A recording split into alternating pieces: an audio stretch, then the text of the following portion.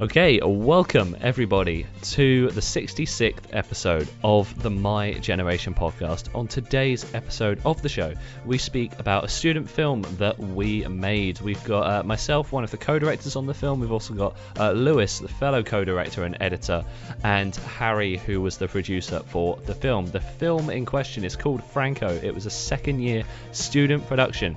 Today we're going to be talking about what it was like making that film, going for a behind the scenes chat featuring one of the songs as well that we featured in that film, called Hanging On to the Moment by Nic Bennett. That's coming later on in the show, as well as your regularly scheduled Sammy Bacon album reviews and Harry Munday film reviews. Harry will be here to intro his own section of the show today, but welcome to the show, Harry and Lewis. Hello. Hi. So we're taking obviously a behind the scenes look at the film that we created.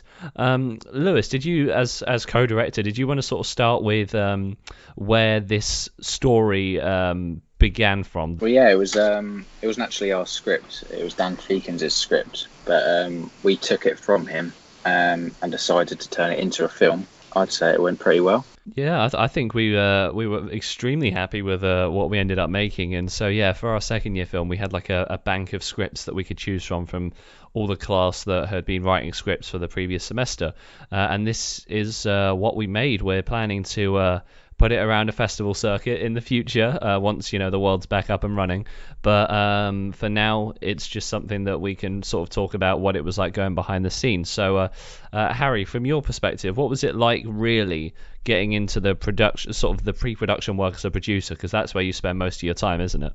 Yeah, that was where I spent the majority of my days, was in front of a computer doing a lot of paperwork. It wasn't actually as bad as it sounded, because you guys actually gave me a pretty easy job to do. Both of you as directors had a very clear mind of what you wanted, and it was very easy to sort of translate that across. Yeah, and we spent quite a bit of time on that pre-production. It was a really short window, wasn't it, Lewis? How long did we actually have to make the film? I think it was about 6 weeks. The start of February was when we actually got the script, and our shooting dates were sort of the start of March, or sort of the 10th of March onwards. So 5-6 weeks. It was a really short time to get the film done. And then obviously after that, like not long after our shooting days in March, then the coronavirus lockdown came in. The lockdown came into effect, and then you edited it from home, didn't you? Really, throughout all of April. Yeah, that wasn't the original plan. Like, we were going to do it at university, but luckily I managed to get all the footage and the rushes, so I could edit from home.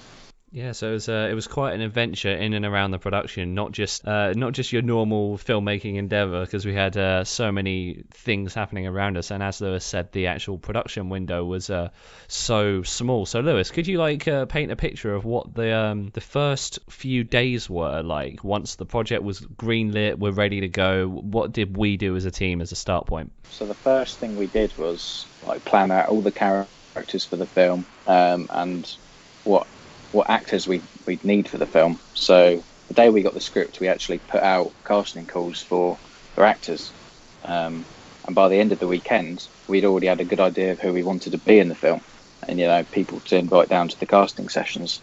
So we really got going pretty early. Yeah, well, I think we needed it, didn't we, because of that, as you said, that short production window. And Harry, for you, where did most of your early work sort of begin when you first get onto a project? For me, it was like when you first handed me the script, I went to look into all this stuff, and I think it was the locations was the first thing I did, because again, you guys, brilliant job just saying it. I think even Lewis, you were very clear of the exact bar you wanted. And you were putting together like a production pack, weren't you, Harry? Oh yes, I've got that sitting on my shelf right now. Yeah, could you talk through then, what as a producer you do for that production pack and how you get it all ready for filming days? I've got to make sure I have a comprehensive list of every document that we've made so far, including even the minor things, just like his concept boards, the original script, every actor who turned up for casting, all their agreements, make sure that's in there. Also got the latest version of the shot list, latest version of the sound list as well, all the location agreements. It was sort of weaving the whole thing together though, wasn't it? So as a producer's role, you're getting everyone set so that when it comes to production, the team's already built. And Lewis, for you then, we constructed this incredible team of people. What was it? What was it like working with the whole cast and crew on the filming? Oh, it was great. I think on the first day we had 15, 16 people, including cast and crew, actually working on the film. Being the first day of filming, like trying to control that amount of people. But it was great, meeting people for the first time, working with people that we can work with in the future. Yeah, it was great. And obviously we how does working with that amount of people then, Lewis, how does that compare to smaller crews? Because I know for me, this project was the first time I'd ever been on a set with more than 8 people. So what would you say are some of the biggest differences between working with different crew sizes like that? Making sure everyone was where they were supposed to be when they needed to be. So when it came to the call sheets, getting everyone where they needed to be for like 9 a.m, 8 a.m, working out transport. It was a very difficult task, but yeah, I think it was manageable. Yeah, well, it all actually came together really well, but that's all sort of, I guess, the stuff, Harry, that like most people don't really think about until they sort of get into this production side. What would you say for you, Harry, have been some of the things, some of the hurdles that came up in this project that maybe a first year film student wouldn't have expected to see? Trying to make sure that everyone's organised. Like, it's easy trying to get the main cast, the main production team behind it, but for the people who only turn up like one day of it, it's very hard just to try and talk out about like double the amount of people that you would think, and try and make sure that they're all on the same bandwagon as well, but with the bandwagon changing each day.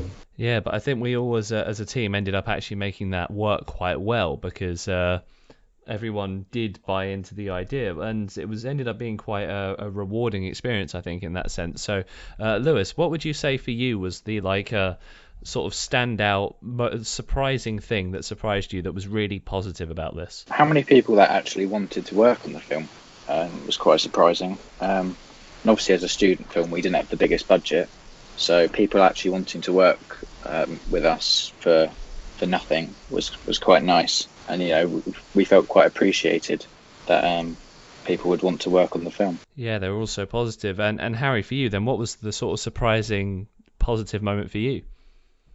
I managed to get one of my mates from home to come out and help.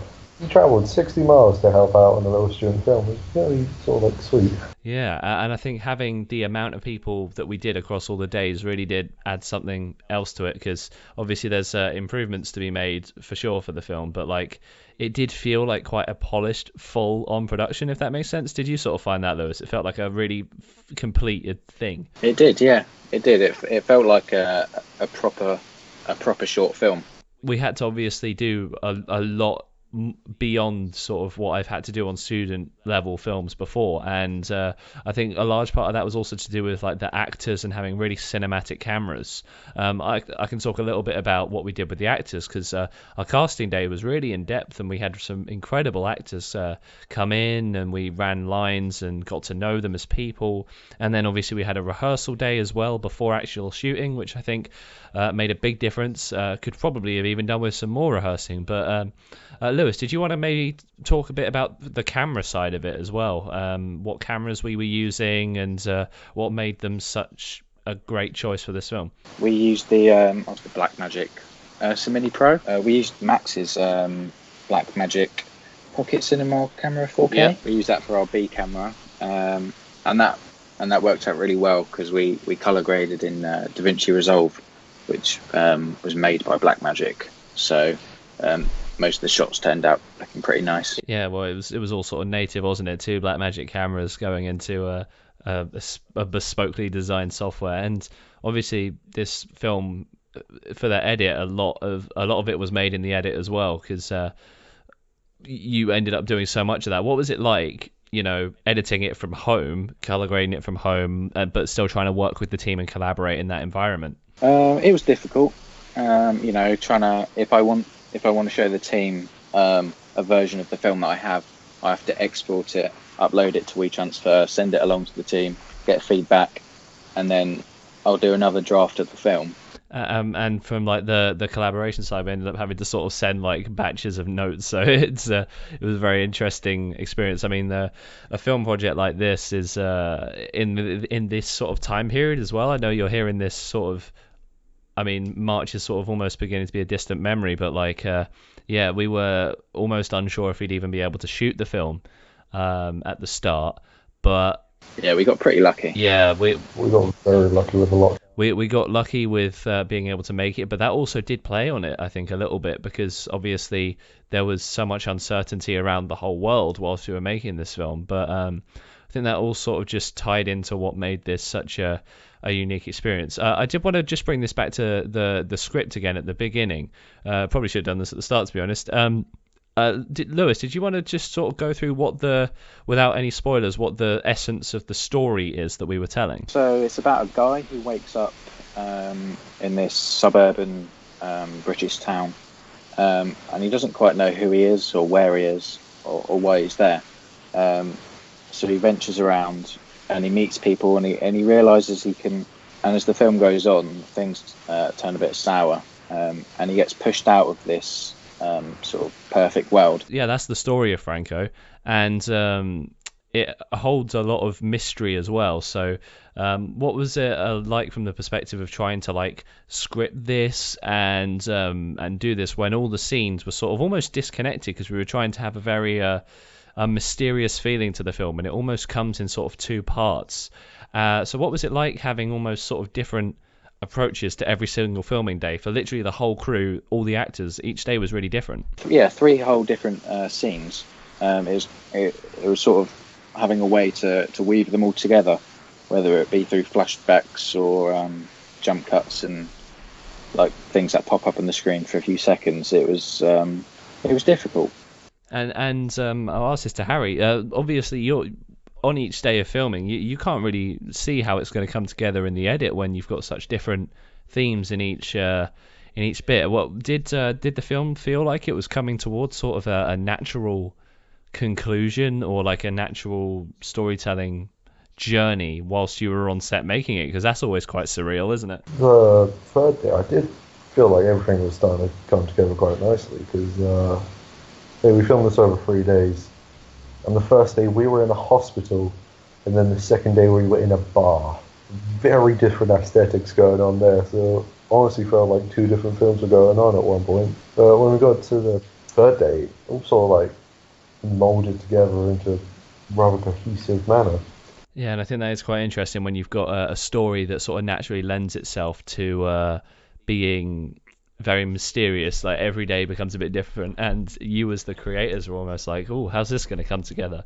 After we go to some of the features on the show, I'm going to ask Lewis what it was like editing and weaving together those different components of the film that almost felt disconnected until he brought them into the editing suite. But first, we're going to our features on the show. So we start off every week, as we do, with Sammy Bacon. He comes onto the show with a weekly album review. Every single week he presents a new song, a new album, full album, not just a song, for you to listen to. And here is the album that Sammy recommends this week. Hey, hi everyone. On the My Generation podcast, I'm here to recommend you the latest Fiona Apple album, Fetch the Bolt Cutters. Fetch the Bolt Cutters is the 5th album by Fiona Apple, and if you've paid any attention to the music industry so far in 2020, you would know this album has been talked about a lot. Pitchfork gave it a perfect 10 out of 10 rating. But yeah, overall this album has just received so much acclaim. It's being regarded as one of the best albums of all time, and this actually put me off listening to it, because the idea about numerical ratings is something that I could talk about why I don't particularly like it for ages. But basically, I think if I was just very off put by the idea of going in, listening to it, I'm thinking this is a 10 out of 10, because that would obviously sort of warp your reception of the record. You might be underwhelmed just because your expectations are so high, or you might go in too skeptical and not end up and sort of isolating yourself from the album. Anyway, I finally got around to listening to it, and I can confirm, in my opinion, it is absolutely brilliant. Fetch the Bolt Cutters to me kind of sounds like a hybrid between Tom Waits and Patti Smith if they came together to do a hip hop record. It's just incredible. It's physical and kind of has a slight Tom Waitian junkyard percussion industrial bend. The drums a lot of the time don't sound like drums. It kind of sounds like she's just banging the nearest thing to her and just using that as the drum kit. And Fiona Apple's vocals and lyrics are visceral and angry and bitter. It's so, I don't know, it's very full on. She thinks about things like love, but also anger about school bullies, and also she doesn't shy away. A song like Under the Table, she's just being determined to be heard, singing "Kick me under the table you want, I won't shut up." This album, I can't describe really this album. I think it's just brilliant. If you like more abstract avant-garde music, even if you don't like that kind of stuff, I would just urge you to give this album a listen, as it is one of the most essential albums in 2020, and it might be one of my favourite albums of 2020 so far. It's just unbelievable. It's aggressive but without being off-putting, and yeah, Fiona Apple. I'd never really heard of Fiona Apple before this album, and I'm very much looking forward to diving back into the rest of her discography, hearing what she does. Yeah, this album, Fiona Apple, Fetch the Bolt Cutters. Check it out. It's really good. I hope you enjoy it. See you next time. Thank you for that, Sammy. And we'll tune in with Sammy once again next week to find out what his next album review is. Great stuff. Great to have Sammy on the show every week, bringing this new variety of music. Let us know in the comments wherever you're listening what you think of the music that he recommends. And Harry, did you want to introduce your film review segment for this week? Oh, yeah. Coming up now is my film recommendation for this week. Enjoy. Hey, Max. Hope you enjoyed last week's special gift to you. But this week, I'm taking it back. This week, I'm taking things back to my neck of the woods. I'm talking about 2014's Godzilla and 2019's Godzilla, King of the Monsters. Now, these two movies side by side show two completely different parallels on how to get a Godzilla movie perfectly right. And I know I throw that word around a lot with these reviews, but it is utter insanity. Seeing Roland Emmerich masterfully craft the first 2014 Godzilla to an amazing disaster movie, and it holds so much tension with seeing the big G on screen. It just teases you with that fight all throughout, just constantly throughout, nicking out the back of your head. Godzilla's going to fight those giant moths, and when it pays off, it pays off. I felt every punch, every swing, every atomic breath flown, every scratch, every gunshot. It made me feel emotions for a creature that is impossible to exist. And it follows through even into the sequel, Godzilla King of the Monsters. And I've watched a lot of background research on this film, and it is so clear to me that this film is a pure fan film. Someone took everything from Roland Emmerich's masterpiece and made it everything every fan wants a Godzilla to be. You want to see Godzilla fight Ghidorah, you see it 3 times. You want to see Mothra just light up the sky, she does that. You see Ghidorah menace the world and destroy cities, there is no hesitation. I would strongly recommend seeing these two movies as soon as you can. Thank you so much for that, Harry. Great stuff. We tune in with Harry every single week to find out a new film that you should be watching. Let us know in the comments what you think of the film that Harry recommends. And now usually we play a local Kent artist musician here on the show, and we will be this week. It's Nic Bennett with his song Hanging On To The Moment. It features in the film Franco in some regard. You'll have to work out what it means by maybe some of the lyrical connotations as you're listening, but do enjoy this song. We're playing right now Nic Bennett's Hanging On To The Moment. I could be your watchmaker if you need time. Those riches of a horror logger be denied. If you could stop my deceiving eyes from their wandering gaze, it would be like a balladeer ceasing to play.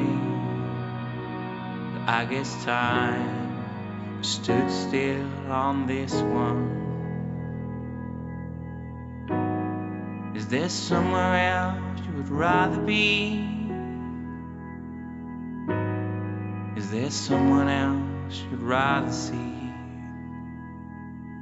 No, and stay with me, 'cause I could be your shoreline, advocated by a landscape. I could be your fracture if you need a break. I guess time stood still on this one. Is there somewhere else you would rather be? Is there someone else you'd rather see? No, stay with me, stay with me. It's clear you wanna give up, but no, not this time.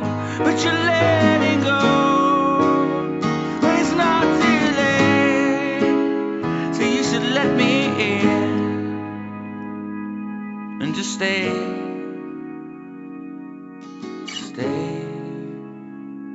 stay with me,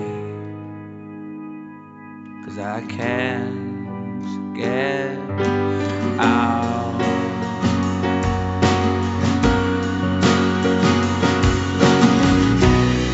And I could be your injunction if you wanted to stop. I could be your protest song, declaring all the things that I've done. But I can't get out, can't get out, I can't get out,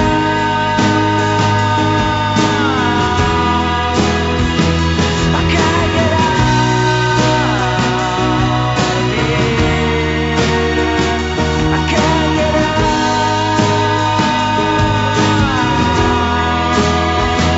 I can't get out of here, so I'm letting go.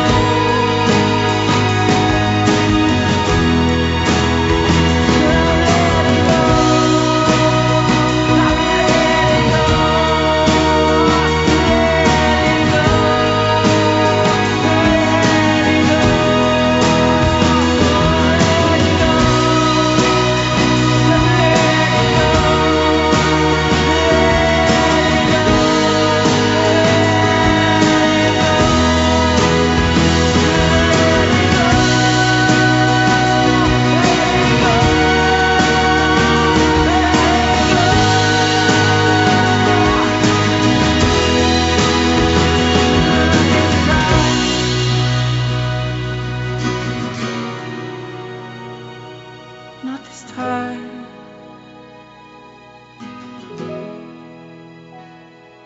Letting go.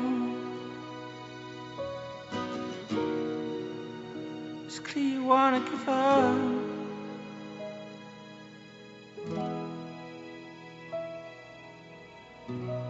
I could be the tremolos on Decker and be your biggest mistake. If I could choose just one thing, it'd be the only choice I would make till you're gone. And that was Hanging On to Hope by Nic Bennett here on the My Generation podcast. I hope you enjoyed that song. It features in our student film Franco, which hopefully you'll be able to see soon. So going back to the discussion of what it was like behind the scenes of the film, Lewis, you were talking, we were just going to talk to you about editing it. What was it like weaving together these sort of disconnected elements of the story and seeing them all come together in that edit? 3 different scenes, one being an alleyway, one being a bar, and one being a hospital.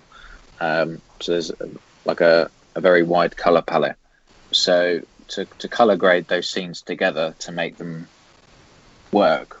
And Harry, moving over to you, I did want to ask about, obviously a producer's role on set is very different to the role during pre-production. What was it like actually being on the set for the 3 different days? What were you up to? Talking to people. I just got to make sure that people know what they're doing. But once everybody knows that, it's just free rein to make sure everyone's happy. Yeah, it's making sure everything's sort of staying on time as well, isn't it? And keeping it all connected. It was a very smooth film shoot, wasn't it? Lewis, did you maybe want to talk about how sort of our filming days ran, sort of what we did throughout the day, how we sort of planned the 3 days? Yeah, so it was a 3-day shoot, and every day started at 8 o'clock in the morning.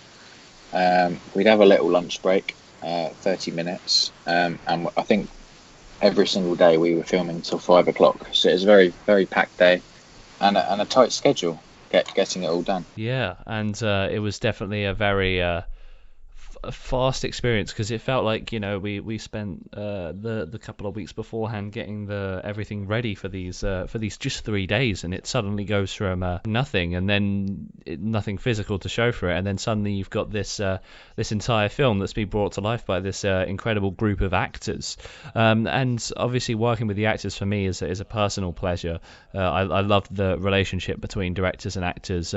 What was it like for you, Lewis, working with the actors on set? Yeah, it was good. Obviously, I didn't work with them as closely as you did, because I don't know if the audience know, but we co-directed it. So Max actually directed it, and he worked with the actors and made sure their performances were good.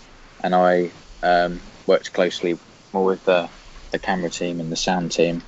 I guess you could say I was more of a director of photography, making sure the film looked good. Yeah, it's an interesting way of directing, isn't it? Having that sort of co-directory style, because there are a lot of sort of director pairings, sort of some big names that you got the Russo brothers who direct together.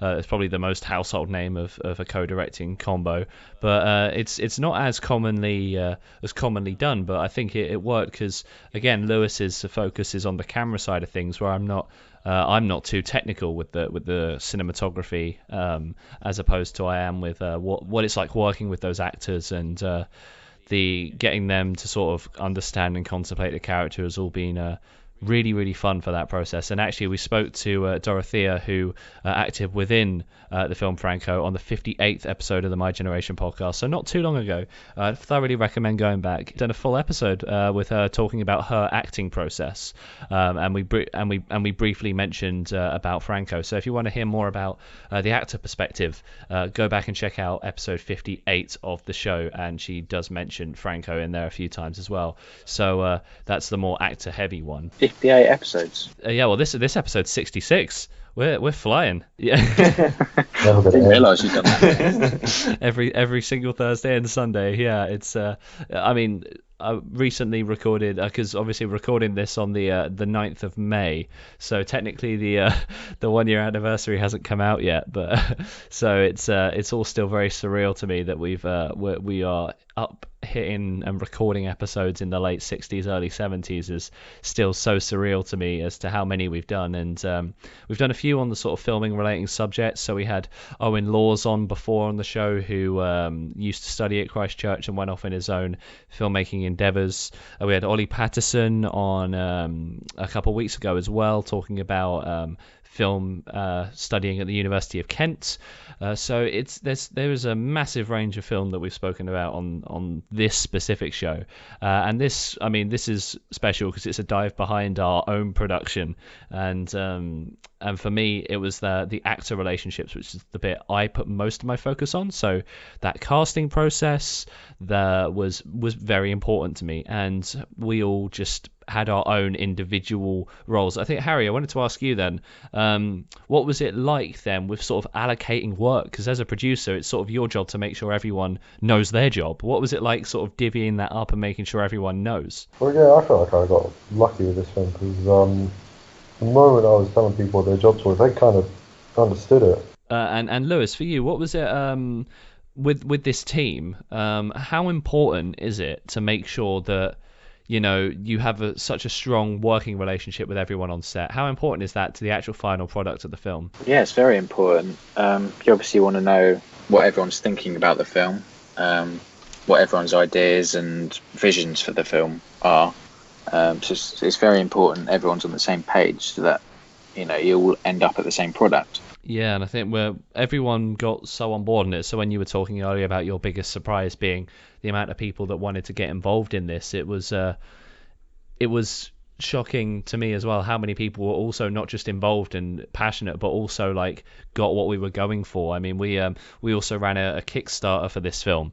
We put it up on Indiegogo, I think, and we got such great support and backing there as well, and that was quite special, learning to market ourselves as filmmakers and the trust that we got from people. Lewis, when we started getting actual people backing us financially, what did that sort of do for you as a director going into production, knowing we had that support? It pushes you forward because it means you've actually got to provide the film for people that are backing the film, because you can easily give up and not put much effort into it, but if there's people behind the film, people that are believing in what you're making, then you've really got to put all your effort into it.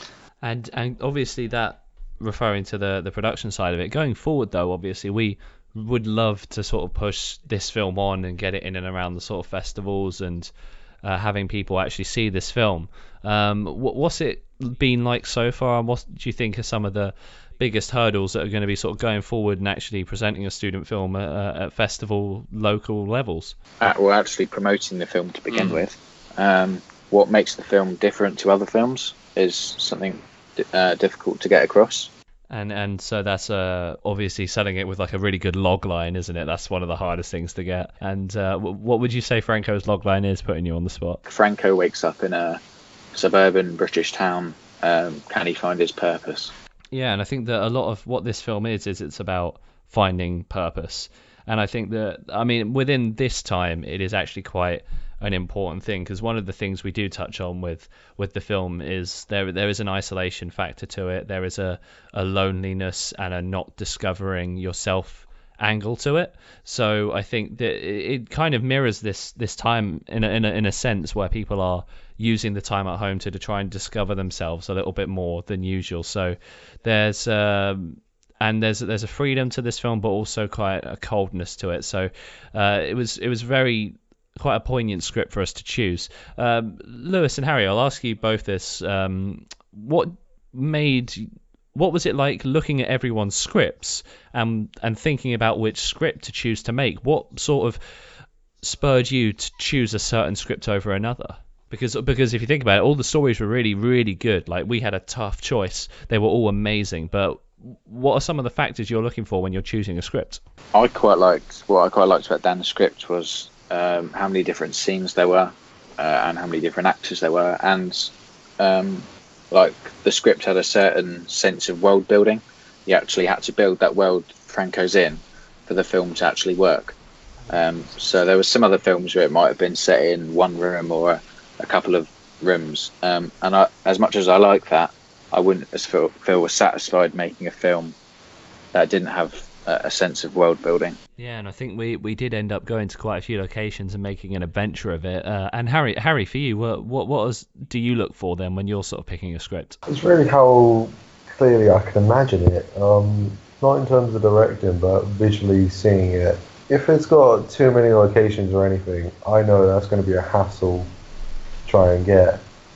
I suppose when I look at scripts, I'm producer mind first. And I think it's about also that finding that perfect balance. So where it's not too over the top to be made, but it's also still got something about it that's risky. Variety of scenes in this, but they're all very easily accessible to film. Yeah, they were a challenge, but they weren't impossible for us to get, and we did put a lot of that research into it. And obviously this was a second year film, so there was plenty to learn from it. What do you think, for both of you, starting with Lewis, has been the one thing you've learned the most from this production that you're going to take forward into your future filmmaking? Allow more time for storytelling, or put more time and effort into ways of telling the story. Yeah, the story is, story's king to me, so couldn't agree more. And it's it starts from the beginning, really. Yeah, I think that I'm actually really happy with what we've made. But yeah, I think one of the things we took away as a group was that it was very fast. Like, there wasn't a whole lot of breathing room between big moments happening. So that's sort of like a feeling, isn't it? It's something you only really can tell when you're watching it, because that's not a problem with like cutting the camera. That's not a problem with any sort of cinematography issues. That's just a gut feeling, isn't it? And that's interesting. We're going to go back to Harry and Lewis and continue that discussion in a few minutes about our student film Franco. But do you have something to tell about this subject specifically? If so, please leave us a comment. We are very excited to actually share the film as well. You can also contact the Facebook page at the My Generation Podcast. Maybe you're a student or a low budget filmmaker yourself and would like to share your story about what you're doing. Now, before we go back to them and continue this discussion, I'm just going to tease forward to a few more things that we've got coming up here on the My Generation Podcast in the next couple of weeks of podcast content. It's very exciting times to talk about this film and talk about some of the guests we've got coming up. So obviously I've got my solo episodes coming up, and interestingly and coincidentally, the one coming up this Sunday is about my experience with the Blackmagic Pocket Cinema Camera 4K. So if you want more of a comprehensive guide through that camera, I go through my experiences from the first couple of months of using that camera, sort of before lockdown, and what I was doing, and why I chose to buy that camera as well. Part of it was how it sort of hooks up with the Ursa Mini Pro. They're a great combo, as we've already discussed. The next Thursday, we've got Joe Finnegan on the show. He's talking horror video games, and in that show, we are featuring music by Mashville. Joe is also going to be joining the podcast at the end of August, early September time, as a weekly feature, like Harry and Sammy. He's going to be talking about video games, giving you video game recommendations every single week here on the My Generation Podcast. And an episode that I actually recorded earlier today with Harry. I'm so excited to share this. It's the Lego episode. It's the episode we've been wanting to share for so long. Harry, what would you say to tease that episode, if you could say anything? Keep your Legos boxed. Because then it'll have a lot of value. Yeah. Keep them sealed. And then I've also got Aaron Thrift coming on the show, talking about his music creating process.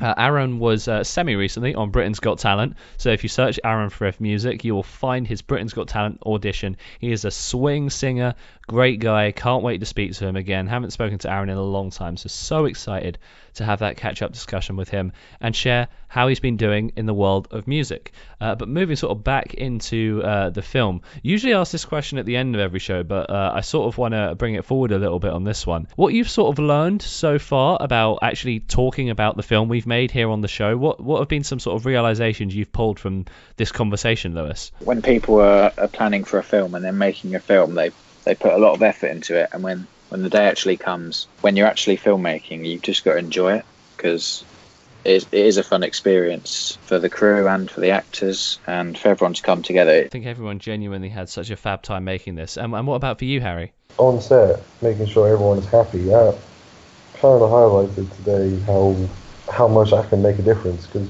in doing it this year, everyone had smiles on their faces, and we came out with something that put a smile on our face. Yeah, I think we were all genuinely so proud of this film. And I think throughout the whole of the process, we just had fun.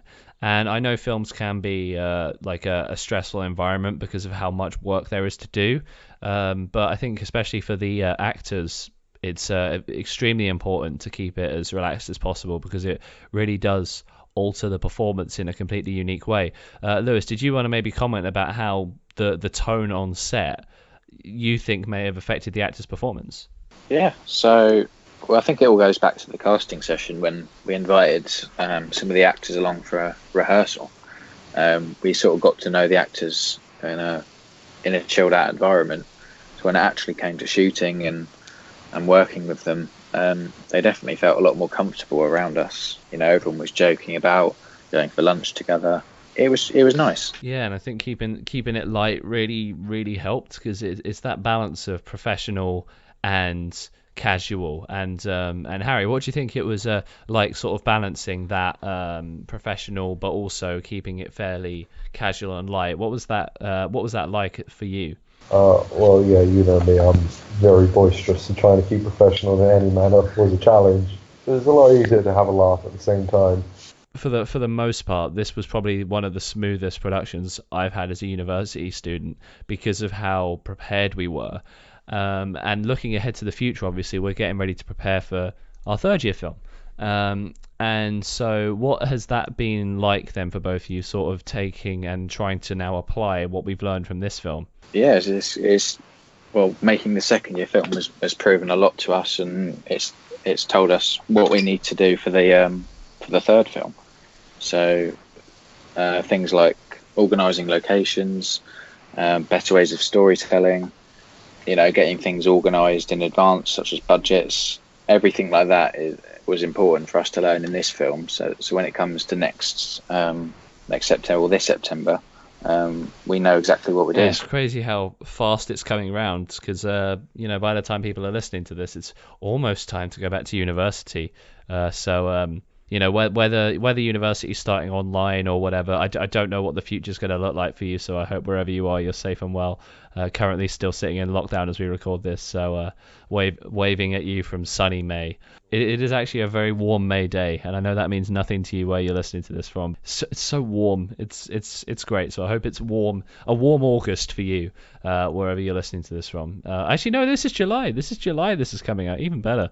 Let's hope it should be very warm. So for you then, Harry, because obviously you're the producer, what do you think some of the most important bits of research you sort of need to do are when you're thinking about getting a film ready for festivals? Make sure you know the circuit ring. Just know where you're applying to and what the competition is. Yeah, because they're all so different, aren't they? Because like on Film Freeway, where we're looking, there's so many varied competitions, and knowing whether your film's the right fit, right? Yeah, because if we start applying this to other festivals which have certain other targets in mind rather than sort of emotional sci-fi, we chuck it into a musical field. Doesn't specifically have to be just musical, but one where the majority of people are doing that. Your film's not going to look the best. Although our film does have a lot of music, and Lewis, did you want to talk about just a little bit of what the music influence was like on our film? So the opening was by your friend Serkan. He did the score for the film, and as your song of the week for this podcast by Nic Bennett, he did the credits, and I managed to get artist Alfie Inja involved in the project. So we got his song Darling I'm Gone. Phil, we got Phil involved in the project. Phil and Andrew performed inside the bar for us, and they actually wrote a bespoke song directly for the film, which sort of set the tone for the bar. Yeah, me and Harry were both extras in the bar scene, so have a look out for us when you see that. But how do you think that the music added another level to the film then? Well, I've shown it to family and close friends, and they said they loved the music. It really sets a tone for the film. Quite a lot of it's quite ominous and slow, so I think that really added a good depth. Yeah, it certainly added a lot of mystery. Well, that is our student film, Franco. We are so excited to actually start to share this film with people and get it out there, because we worked for quite some time on this film, and we're very proud of it for as a second year production. Couldn't be more happy.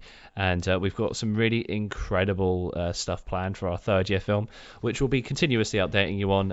I've got my Instagram, max_barrett.official. That's max_barrett.official, where I share my work stuffs, and you'll be able to find updates about film things that I do there. Lewis, Harry, is there anywhere that people can find you professionally to keep up to date with your work? Yep, I'm on Instagram, Lewis Kennedy, but I've got 3 N's in my name.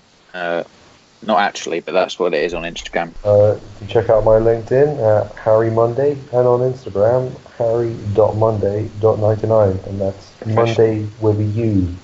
And so that's where you can catch up with all of our future work endeavors. Really, really excited to continue posting about the stuff we've got coming up in the future.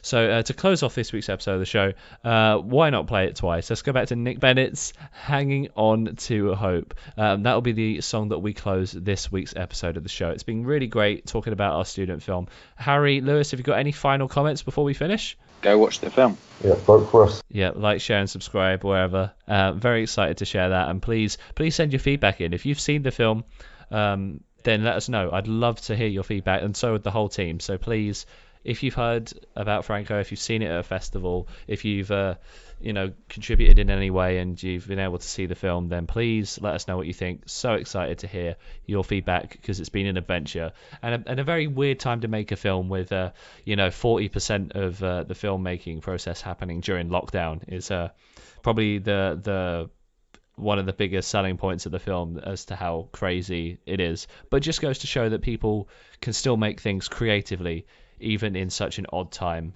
such as this. So if you've got any questions, let us know in the comments, and obviously you'll hear Harry's voice every single Thursday, so don't worry about that. And then on obviously Sunday nights, it's just me having a casual chat with you guys about a film review, anecdote, or something else. And then on Thursdays, we have guests, we have music, we have features. So let me know what you think about this format, because the solo Sunday night episodes are still fairly new to the show, only a few weeks old. So I'd love to know your feedback about those compared to the more packed out Thursday episodes with guests and features. Let us know in the comments, or contact that Facebook page at the My Generation Podcast. Before we end, I just wanted to let you all know that we've also got future topics that we're still looking for people to speak about. So as I mentioned about like what we've been doing positively from home, I want to hear your positive lockdown stories. If you're between 18 and 35 and you live in Kent, please let me know. I know that it'll be a different world where you're listening to this from, and I'd love to hear your sort of reflective look at the creative things you were doing during lockdown to keep yourself busy. So get in touch, please. And to finish this week's episode of the My Generation podcast, Nic Bennett's Hanging On to Hope. We'll tune in with you on Sunday for the brand new episode of the My Generation podcast. I could be your watchmaker if you need time. Those riches of a horror logger will be denied. If you could stop my deceiving eyes from their wandering gaze, it would be like a balladeer ceasing to play. I guess time stood still on this one. Is there somewhere else you would rather be? Is there someone else you'd rather see? No, and stay with me, 'cause I could be your shoreline, advocated by a landscape. I could be your fracture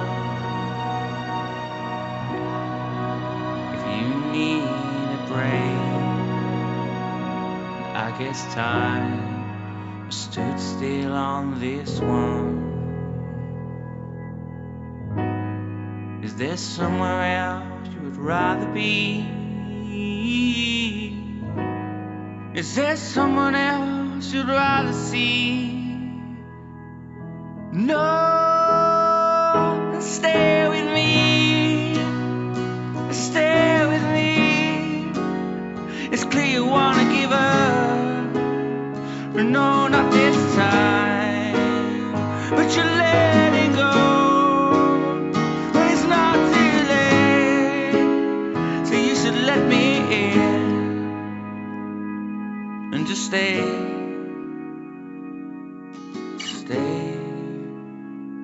Stay with me, 'cause I can't get out.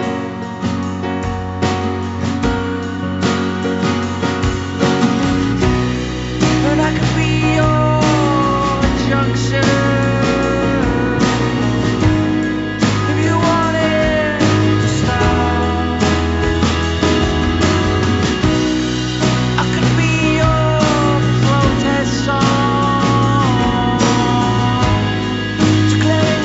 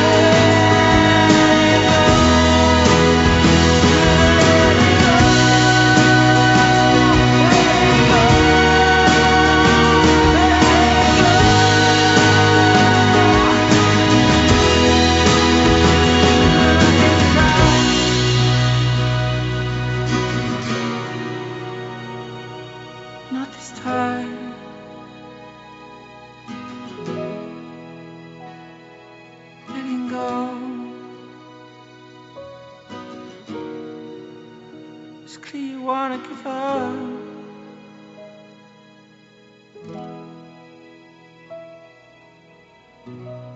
I could be the tremolos on Decker,